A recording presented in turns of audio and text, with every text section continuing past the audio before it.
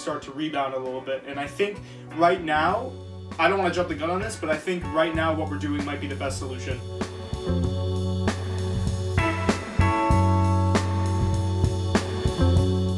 These huge egos that Phil was masterfully able to put together.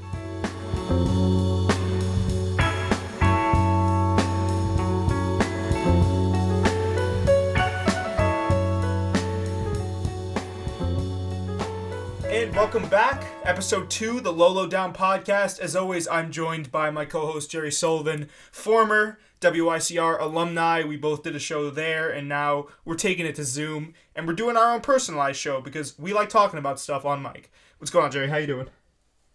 Doing great. You know, it's a great time to be alive right now during coronavirus quarantine. So yeah, no, I feel like honestly things are on kind of the uptick.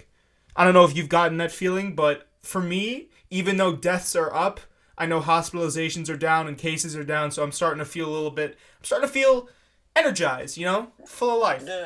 For the first time in a while, there's a light at the end of the tunnel. You know, that Trump is talking about reopening. Georgia kind of jumped the gun and reopened, which I think everybody, including people from Georgia, are mad at Georgia for reopening this quickly. Yeah. But Georgia's reopening. You know, we're starting to plan for reopening. There's a light at the end of the tunnel. That's all I'm going to say. There's a light at the end of the tunnel. Shout out to last episode. Because, you know, can't hide in your house forever. You gotta get back out there. So well, that goes back to what we were talking about last episode, where you got to see things slowly start to rebound a little bit. And I think right now, I don't want to jump the gun on this, but I think right now what we're doing might be the best solution with the phase system. Like it's a healthy in between, right? You're not jumping into things. You're not taking things too slow. It's like a nice ease back into civilization.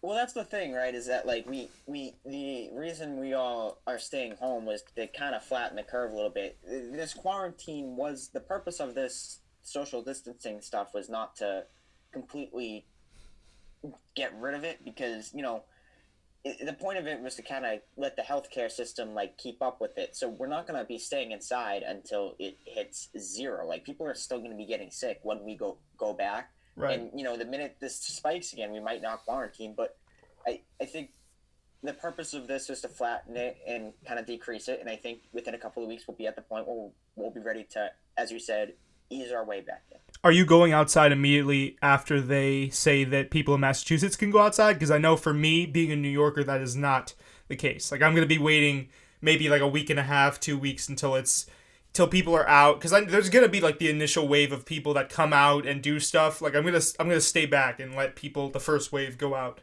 before I move. I'm not gonna go crazy over it, but like if they tell me I'm gonna go out to eat and somebody texts me if I want to go out to eat, I'm gonna go out to eat. I'm not gonna, you know, like if they say if the people that are experts on it, the people that are paid to be smart at this, is saying that it's okay to go outside, I'm gonna go outside.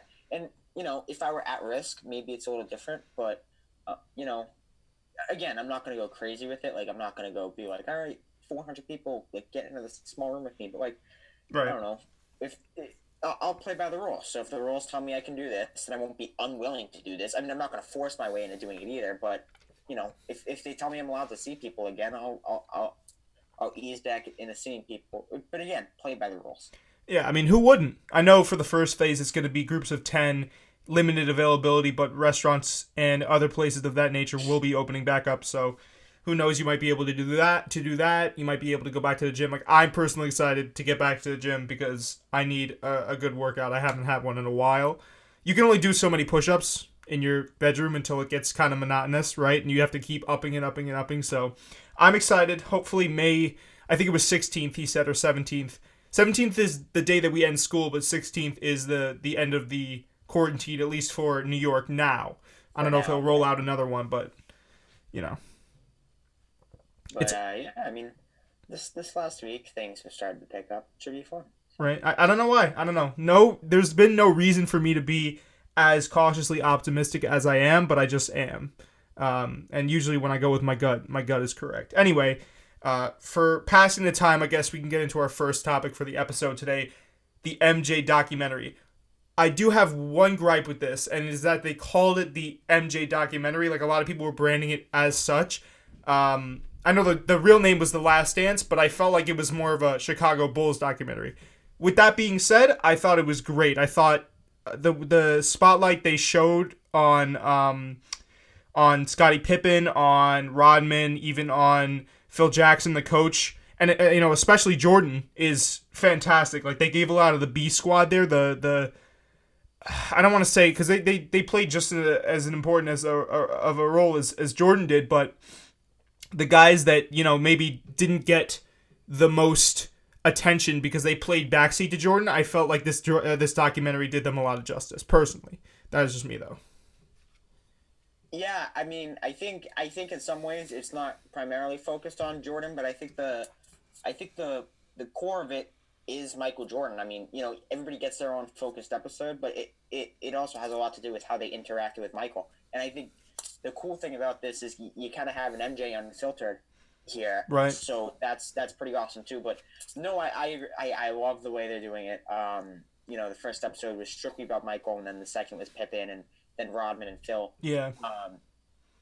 My two favorite have definitely been the one about Rodman and Phil, because Yeah. it's always been about Jordan. Pippen's gotten his piece too, and we didn't record last week, so we didn't get to talk about those two too much. But this Rodman and Phil one, I think, really demonstrates number one how crazy of a player Dennis Rodman was. I mean, Yeah. he was a crazy guy, but you go back and look at those stats. He won 7 straight between I think 1991 and 1998. He won 7 straight rebounding titles. The guy It's crazy. It's crazy how dominant that guy was, and I think because a lot of people looked at his off-court antics, you didn't get a good view at his on-court dominance, right? And this documentary showed off both, but it also showed how crazy dominant of a player he was. I was sitting looking at my TV damn, this guy is really the real deal. Athletic, a gym head, which I didn't know about. He was a crazy big gym rat, and he just could lock it in like that, Yeah, and he had a motor that never stopped. Right. That really, whatever they talked about the Vegas trip, and when he came back, they were doing the Indian run, and Yeah. and Jordan's like, let's slow it down, and this is supposed to be to get Rodman back in shape, and Rodman just blew him, yeah. So yeah, but he had I think what 7 rebound games during that 97-98 season. And then that fourth episode, I really think the transition was awesome. For sure. Because I think it demonstrated the relationship that Phil and Rodman had, and I also think that it just demonstrates how much of a genius Phil Jackson is, because in the NBA, actually in sports in general, a lot, you have these super teams that you think is going to win titles, but they're never. I guess the most recent example would be the Celtics of last year, right, where you had all these great guys. You thought they were going to be something special, but you couldn't really fit those egos together. And I think the genius of Phil, why he's one of the greats of all time, is because he was able to piece you've seen it in the documentary. Yeah. Jordan obviously has a big ego. Rodman and Pippen, these huge egos that Phil was masterfully able to put together, and it does drive me crazy when people try to bring down the, I guess, coaching prowess of Phil Jackson, because he coached 2 of the greatest players of all time, and 2 top 5, top 10 players of all time, and Kobe and MJ, and also Shaq as well. But it's insane to me. It's not that easy. It's even if you have the talent, it's not that easy to put that talent together and win. And Phil, he has 11 championships as a coach, which I think only Red Auerbach. Auerbach for the Celtics had 16 as the coach and the GM, but Phil has won 11 championships, and I still don't think he ever got his due. And in this documentary, I guess was a vindication. I think, especially since recently his legacy kind of got ruined with that whole Knicks run. Right. No, I think the biggest part, or one of the biggest aspects of this documentary, was ego, right? You saw it with Jerry Krause, the GM. You see it with all the guys, all the star personalities.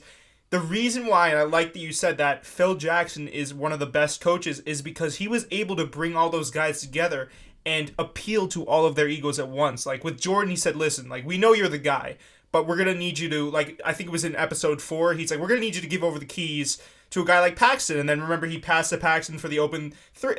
He got Jordan, a guy like Jordan, to, trust in his teammates. He got a guy like Pippen to be okay with perhaps being the second, and then he got a guy like Rodman. He understood Rodman, which is something that also, the San Antonio Spurs, when Rodman was with the Spurs, kind of struggled with. They didn't know how to control him. Phil Jackson, I think, had a a keen just knowledge of how to control his players, and that's why I think he's up there, with some of the best. So it was really interesting, and I think, like you said, Phil Jackson just an absolute coaching genius.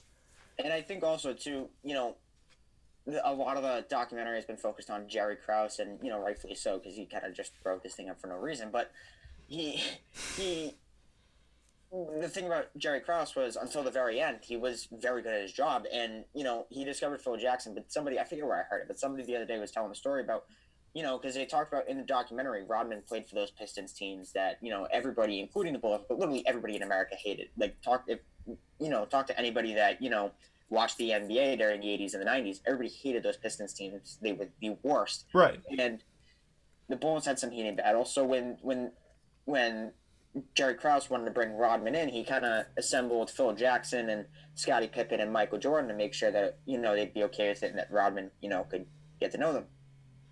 And so during that conversation, Jerry Krause is like, "Why do you think that it hasn't really worked out for you recently with other organizations? Like, why do you think you're not?" And Rodman responded, "Because the other GMs try to be my friend."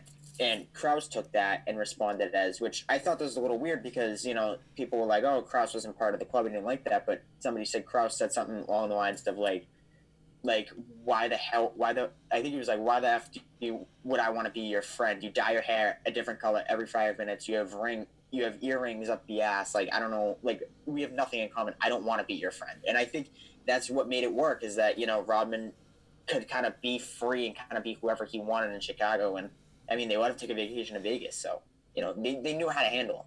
Right. Do you think, and I just want to, you were talking about Krause, do you think Krause was really, it seems, and I thought this from the first episode, I've been watching a lot of podcasts and media surrounding the documentary on Jerry Krause, and I know his wife is supposedly going to release a memo that he did, because it's like his response to the way he was kind of GMing over the team, and it's going to be his big kind of clapback, not even a clapback, but just clarification. Do you think he's necessarily the villain? Because my take on it would be, and I just wanted to get yours in a second, but like, honestly, if you have a guy like Krause at a position, at the GM position, where you kind of, I feel like unless you are very well known, you're gonna have to put your ego aside because you're running a team and you're the background of that team. You're the backbone of that team, right? You bring everything together, you assemble all the parts, you make sure everything works. And in some aspects, it can be a thankless job because a lot of the athletes on the floor get the praise. The coach, if you have a coach like Phil Jackson, if you have a guy like Jordan, all these star personalities, it's a position when you're tied to such a successful organization that you're going to need to put your ego away. And I don't think necessarily Krause was the villain. In fact, I think he was a very good GM. I think he was a scout for professional baseball. Am I getting that correctly? For the MLB beforehand? Yeah. And he got brought in. He brought the team together. He brought this crazy team together. And then you have a guy like Jordan that gets all the press, and Phil Jackson and blah blah blah blah blah. And you have the whole thing with, I don't care if he wins however many games, he's not coming back in. Like, I don't care if he goes undefeated, he's not coming back in. I think that it was just more of a question of Jerry Krause not being able to put his ego aside. And I wanted to get your kind of take on that. Well, I don't want to string too off topic here, so I'm not going to string off topic here. I promise I have a point. I'm going to bring it back here. Okay. But this is Jerry Krause is kind of constructed to being the villain here, and it doesn't make sense looking back on it. Hey, the Bulls have won 2 championships in a row. They're about to win a 3rd one.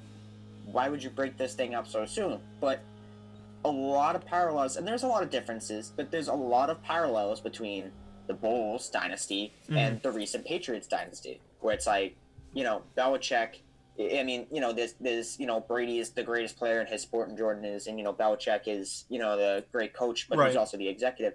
But the one thing that I would say is that, people pick on Krause for trying to dump Pippen right after they won a championship. Belichick, I mean, there's a story going on right now. With Gronk? The Patriots had just made a Super Bowl. I mean, they lost to Philly, but they could have won that game. They had just lost. But, I mean, like, they were good enough to win a Super Bowl, right? Like, if you make the Super Bowl and you're competitive in it, a couple of things can go your way. You're good enough to win a Super Bowl. Belichick is going to trade Gronk, who is the greatest tight end of all time. He's arguably the Scottie Pippen version of this, this story, right? And it's not Belichick and his ego getting in his way. It's a view of a player is exiting their prime from here on out. They're not going to give you what they're used to give you, so you got to sell them while their value is still high. So now bringing it back to the Bulls, I think Jerry Krause had that kind of Belichickian mentality where it was like, okay, this isn't going to work for much longer. It might work for 1 more year, 2 more years, whatever, but this has an expiration date.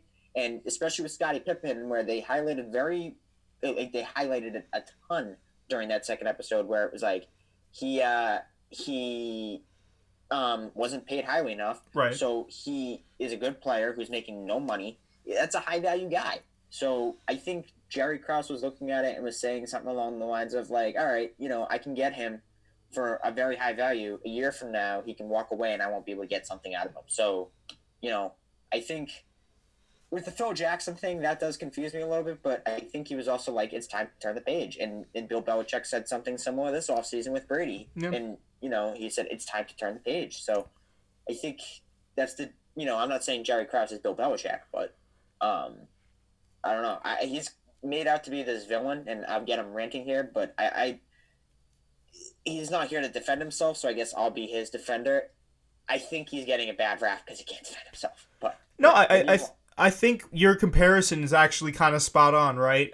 And I agree. I don't think Jerry Krause gets the respect that he rightfully deserves. I think he was painted as a villain. I think there's a lot of kind of parallels that can be drawn between these Patriots and those Bulls, right? Because what you said with Brady and Gronk going to Tampa, you got to at least somewhat believe that part of the reason why Belichick is making these moves is because Belichick's like, listen, I'm widely regarded as one of the best coaches of all time. I want to see if I can do this on my own. Like, I want to see if I can do that without the franchise cornerstone quarterback. For a guy like Jerry Krause, with the whole Phil Jackson thing, I also think that was a little bit out of left field.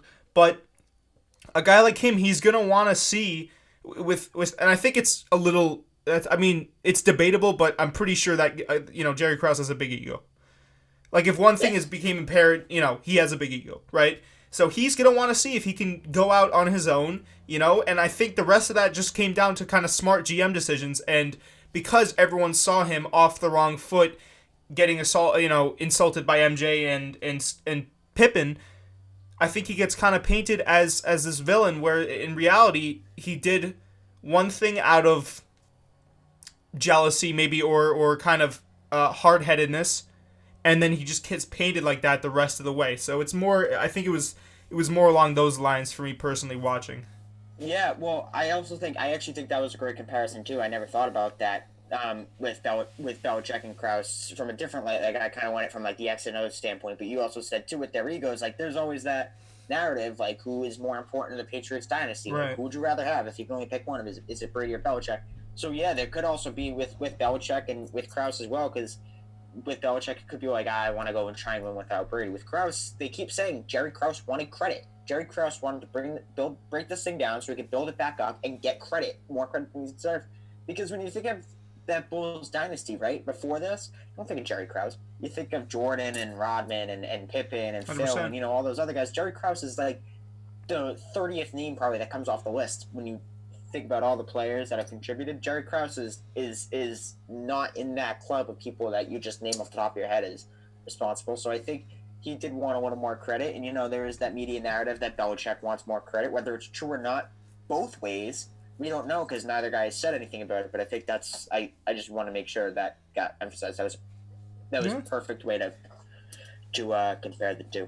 All right, so we want to move on to another basketball story here. Now, I don't know if you've seen, I'm sure you have, you're quite the active Twitter user. Go follow our Twitter names down there because I have the graphic that I put in. I've been told that my tweets are fire by many people. So do you want to plug your they've gone down, but do you want to plug your sports blog? I know you have a sports blog. Plug it to listeners. No, because it's under construction. It's under construction? Don't plug it. All right. Go to it probably when we plug it in like 4 episodes when it's done. Never mind. Next week. Okay. So if you've been on the Twitter sphere, if you've basically haven't been living under a rock and you're an NBA fan and you're in the know with all the sports and all that stuff, which if you're listening to the show, I'm sure you are, Draymond Green has been saying some pretty crazy comments the last couple of weeks in quarantine. Quarantine's got him feeling a type of way. And recently, we could start out with the fact that he said, and I will go on record and get your opinion on this, Jerry. He said that Steph, him, and Clay, all three of them, combined collective, went on to change the game of basketball. Now, obviously, Draymond Green's a big part of that offense with the pick and roll, but do you think this has a lot of validity? Because to me, honestly, no, not really. You know, I don't want to give him, like, no credit, but I think only partial credit is deserved here. Well, when you look at this Warriors dynasty, it doesn't happen without Draymond Green. But, right. you know, so, you know, Draymond deserves the credit of the dynasty. But when you talk about changing the game of basketball, like the way that three-pointer is shot between now and as early as, like, 5-10 years ago, no. Like, Draymond Green's not that good of a shooter, you know? Like, Steph and Klay Thompson and are legendary shooters. Draymond Green is not. So, right. Again, Draymond Green is a great player. He's you can't win, what did they win, 3 championships? You can't win those 3 championships without Draymond Green. Without a complete squad. No, Draymond Green did not change the game. Yeah.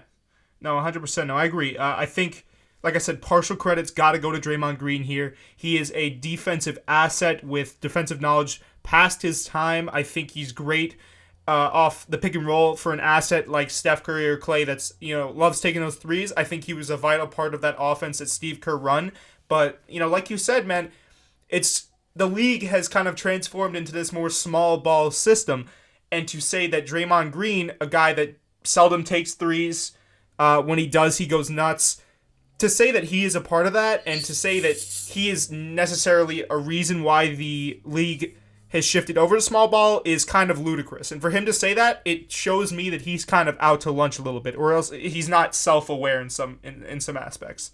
Although, actually, I am actually going to play a little devil's advocate here. I do think, you know, I never really thought about that, but when you think about the small ball mentality, yeah, Draymond was kind of a part of that, because you can't play small ball if Draymond Green is incapable of defending the center position.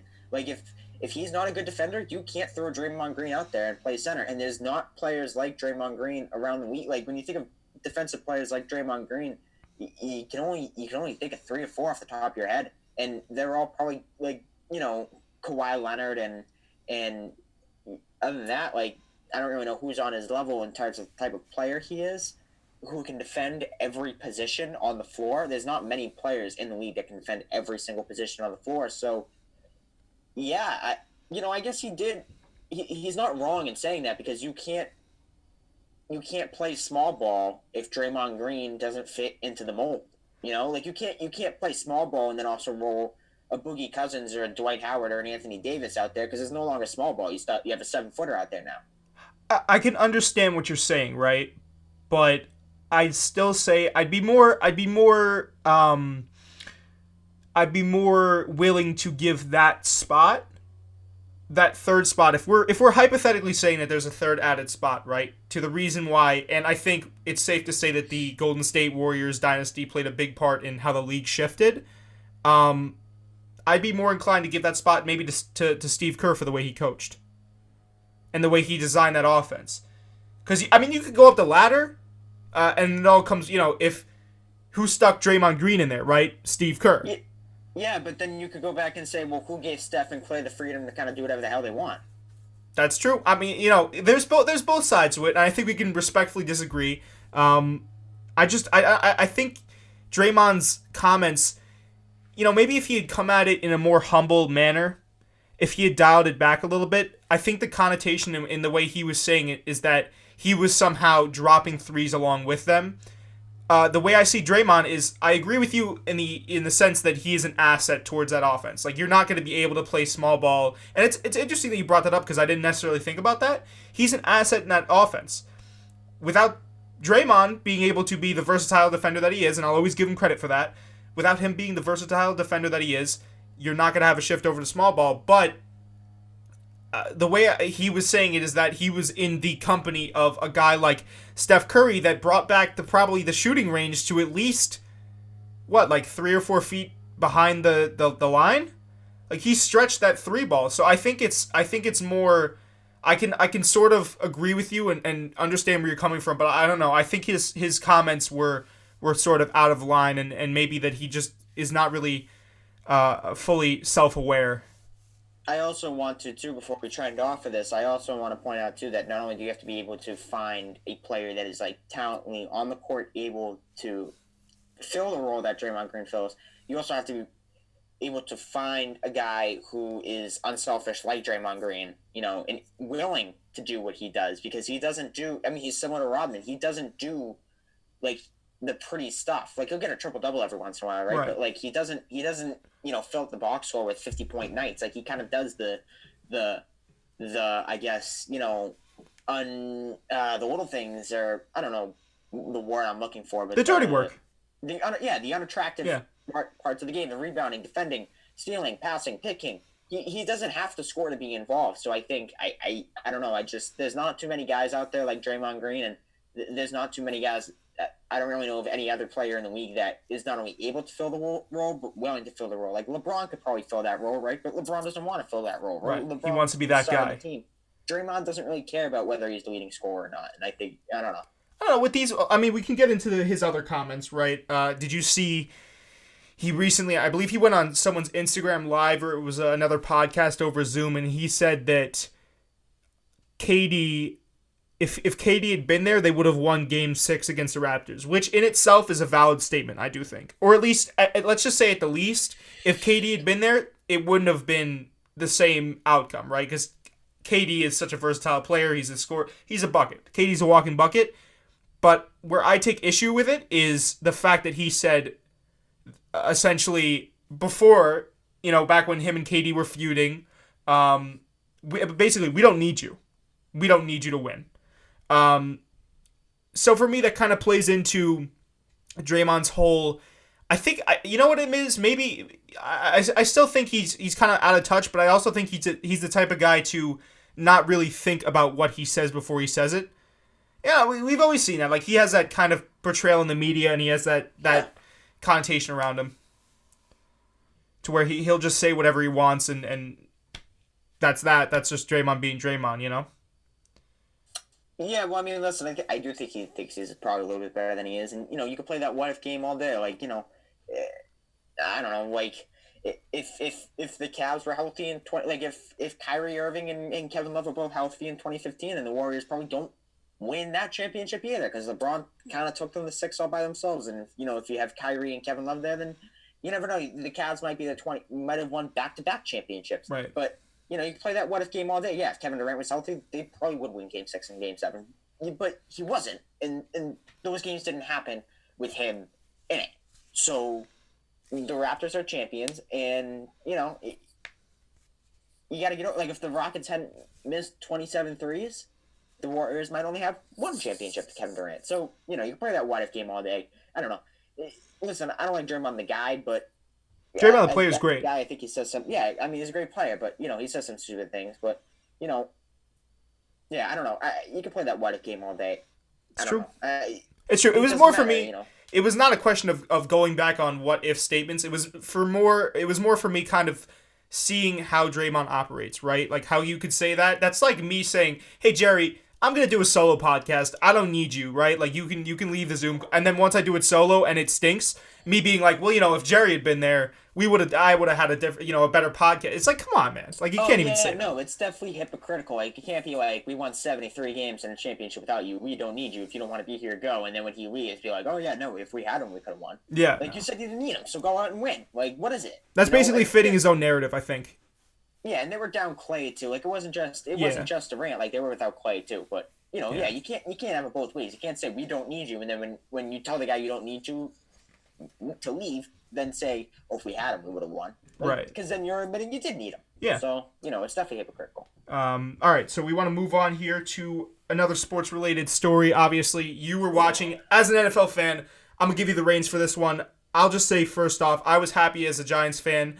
I know we picked up Anthony Thomas from Georgia, and Xavier McKinney from Alabama with the first round and the second round pick. I'm okay with this. I know we addressed a lot of defensive issues, and with the O-line, we addressed a lot of issues there. I know a lot of people were kind of a little bit confused with the Giants picks. I remember you were saying with Andrew Thomas that the analysts didn't think we'd take him, but I think it's a solid guard, and if we can fix at least some of our problems, which I think we did this season, it's not going to be a marketable increase, but it's going to be an increase nonetheless, you know? I think the Giants.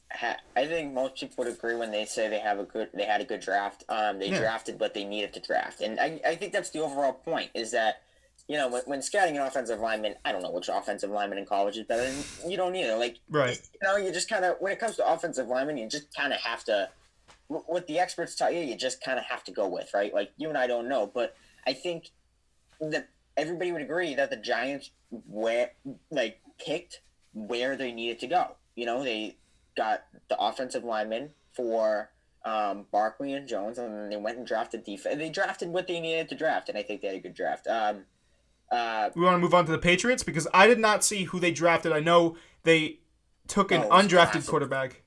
It was classic Belichick. It was he trades back from the first round, which he's been known to do, and in the second round with their first pick in the draft, they have safeties like Grant Delpit from LSU or Delpit from LSU, who won the best safety award in college, and Winfield from Minnesota, who's been whatever, but who has a dad in the NFL and he was an all Big Ten safety and whatever, but.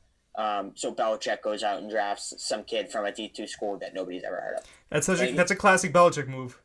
You know what? And listen, a lot of people don't like it, but my thing is are you gonna doubt Bill Belichick? Bill Belichick knows what he's doing better than you do. 100%. I'm sorry, but you've doubted him on these picks before, and they blow up in your face every single time. People hammered him for picking Sony Michel in the first round a couple years ago, and they don't win a Super Bowl a couple years ago without Sony Michel running the ball. So You can pick on him, but I don't know why people even doubt him at this point. It's pretty ridiculous because I remember when he went to, I think, was that the second round? No, it wasn't. It was the guy, he got picked up by the Dolphins.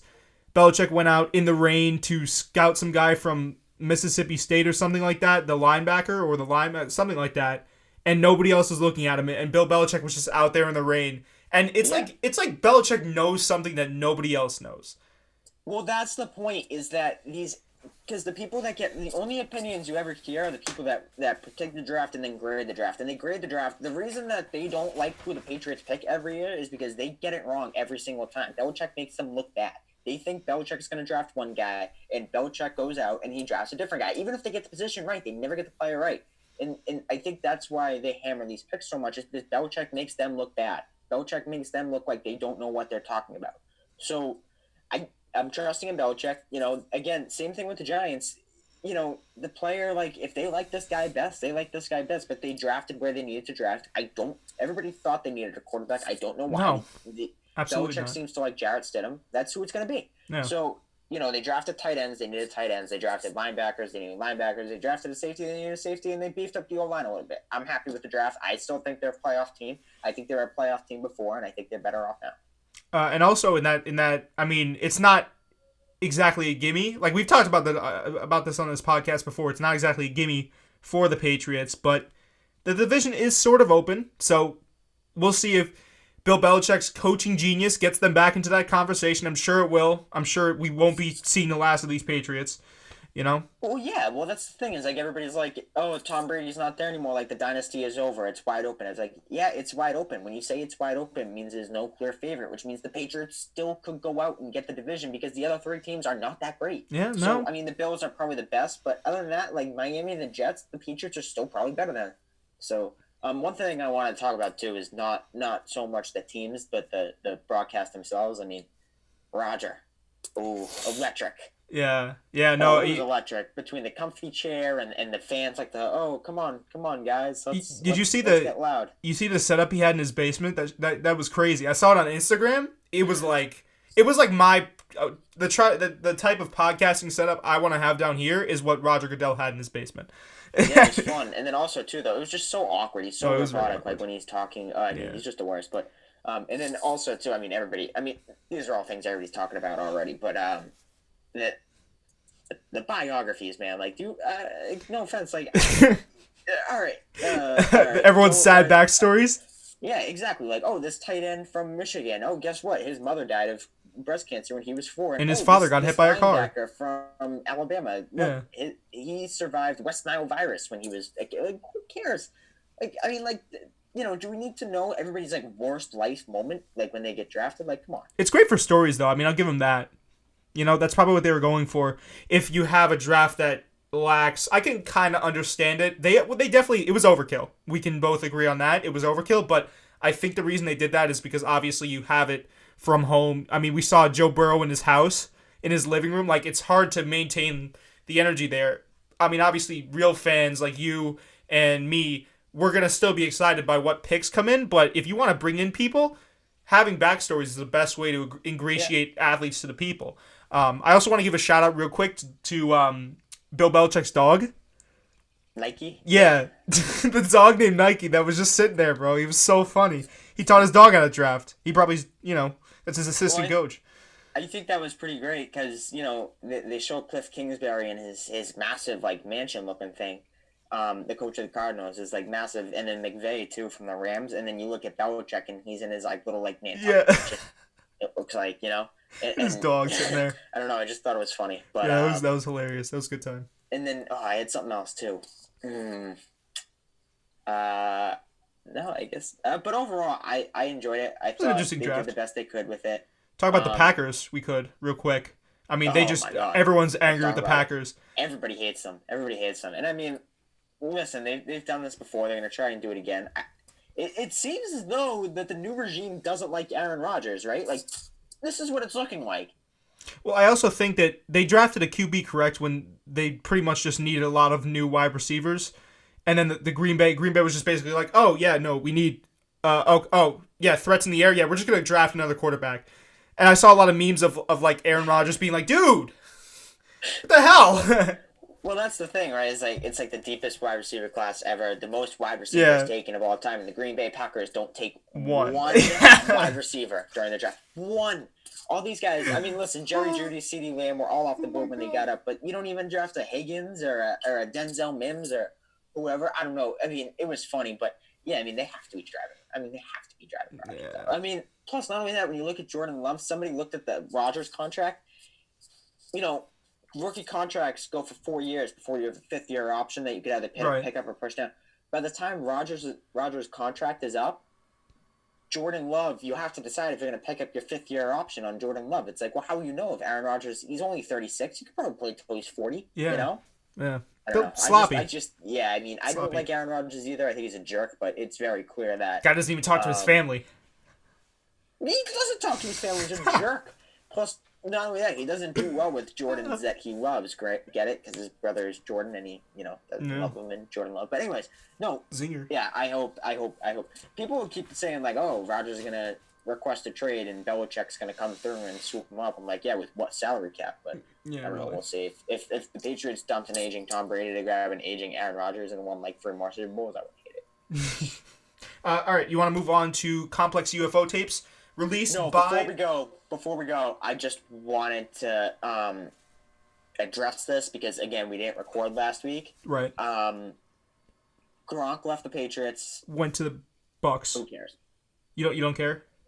Because he was never going to play for the Patriots anyway, so the Patriots got a 4th-round pick that they didn't have the day before. I mean, from a football standpoint, who cares? From a personal standpoint, it's going to hurt. Did you see...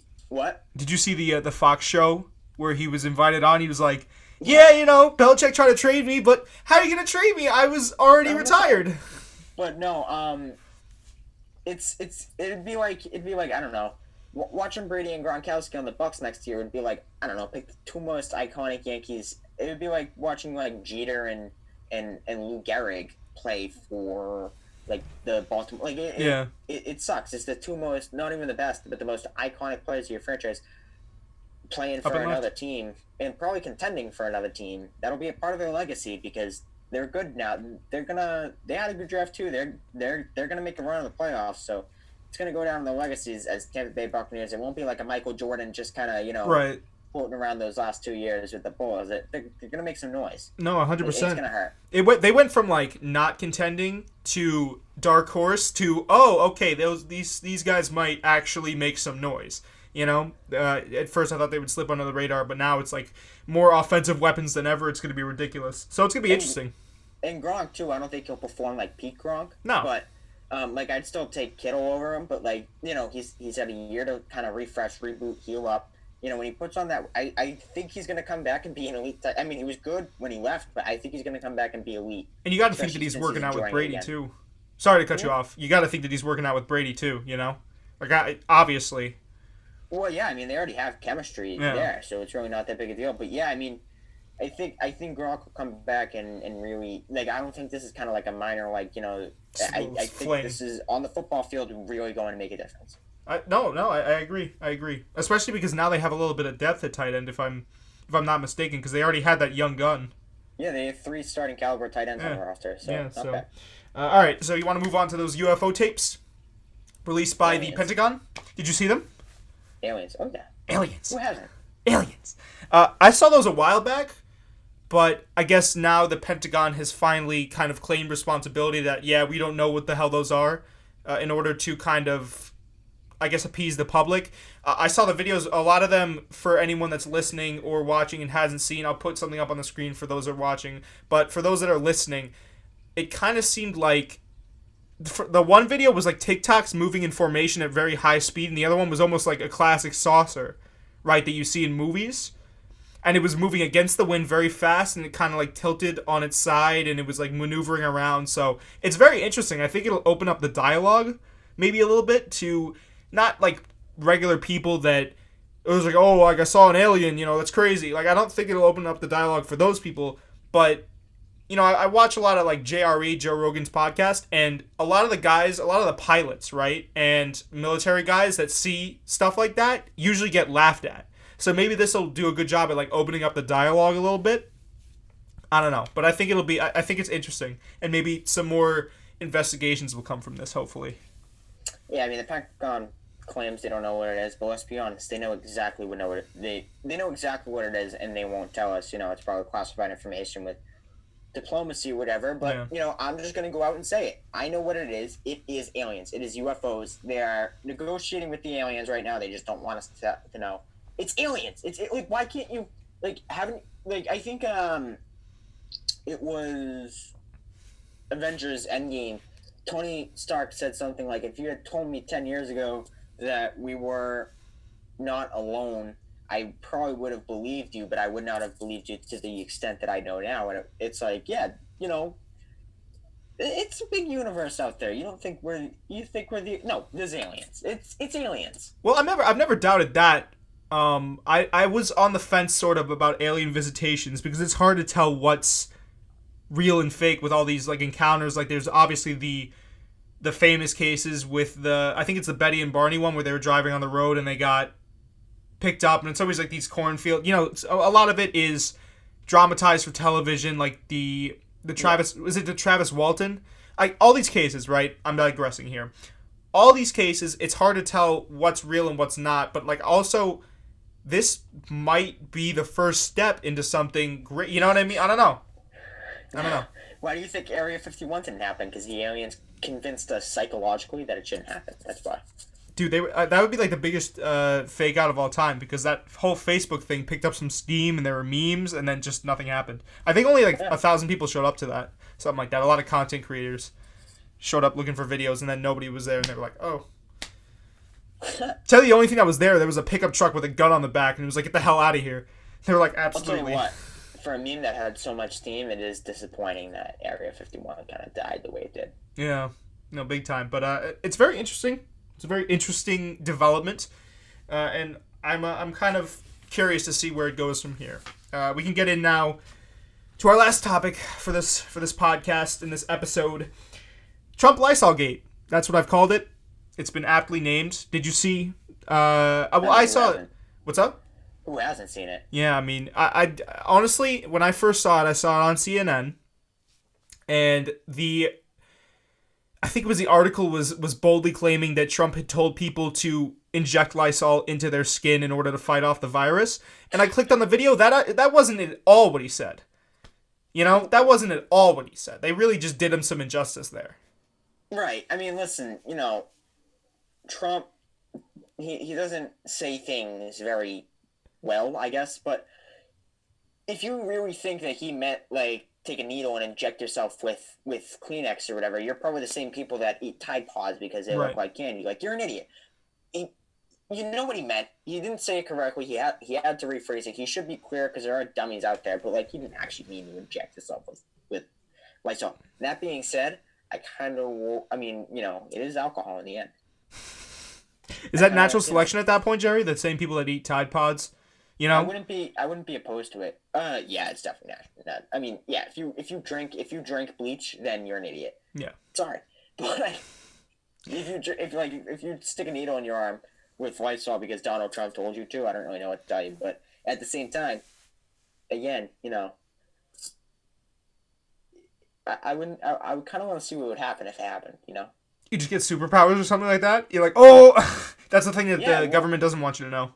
That's the thing is, like, you know, I'm not doing it because he told me to. I'm doing it because, like, I kind of want to know what would happen. You know, if nothing happens, but at least everybody would know. And if I become, like, a superhuman, I'm not going to tell anybody about it. You're just going to keep it on the DL? Yeah. 100%. Well, obviously, Lysol released a statement saying, guys, don't inject Lysol into your skin. I thought that was really, really unneeded, unwarranted. I don't think anyone was actually going to listen to Trump. A lot of people don't side with Trump anyways. A lot of people are just saying that he's kind of dumb for that. Like, nobody was actually going to listen. And the people that do, like we were talking about, that's natural selection, right? Yeah, but that's natural selection. You don't think at least one person is going to be like, oh, this will be a great YouTube video. Let me 100%. my heroin needle and just inject myself with Lysol instead. It's going to be called, like, the Lysol challenge. Yeah. It's going to be on TikTok, too. You know, like those songs where it's like, and it went, like... Trademark it. Yeah. Just say TM. Yeah, TM. It's going to be on those TikTok things where it's like, I don't know if you've seen them. I don't know if you're on TikTok at all. Do you know the ones where it's like, and it went, like... And it's like, da, da, da, da, like, that's going to be like... So I decided to shoot up Lysol into my arm, and it's going to be like her shooting Lysol into her vein. And it's going to... Yeah. And it went like she'd be like stroking out. She's out like this, and you got like a needle. Yeah. Those are the weirdest TikToks, dude. There's a bottle of Lysol sitting next to Those are the weirdest TikToks ever. Because you know what I've noticed? A lot of them have to do with people going to foreign countries and getting pregnant. It was like me, my 15-year-old boyfriend, and I went to Spain on vacation, and then it's like, and it went like, and then it cuts to a pregnancy test reading pregnant, and it's like, what are you doing? TikTok is one of the weirdest things on the planet, man. But I mean, at the end of the day, for me, without getting too off topic here, this showed how skewed a lot of the modern media is, right? Like, we saw it with Fox News a lot of the time because they're just more open with their skew, their bias. CNN, you kind of, if you look close enough, you can mostly see it, but I feel like this time, they like really felt like they could get at it, so they falsely accused him of telling people to shoot up Lysol when in reality it wasn't at all the case, and he was paraphrasing, he was asking a guy, he was also talking about UV rays, he was like, yeah, UV rays into the skin, into the lungs, am I hearing that correctly? Like, he wasn't actually saying, people, to inject Lysol into your skin. Come on. It's ridiculous. I don't know. I still think, that being said, I thought it was kind of funny that people were like, he told you to inject yourself with Lysol? I thought that was kind of funny. Yeah, like, I mean... Oh, yeah, definitely. Like, it's funny to think about, like, oh, yeah, the President of the United States just told you to inject yourself with Lysol. That's funny. That's me.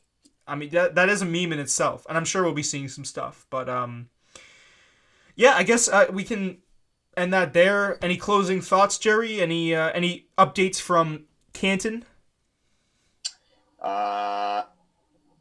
No.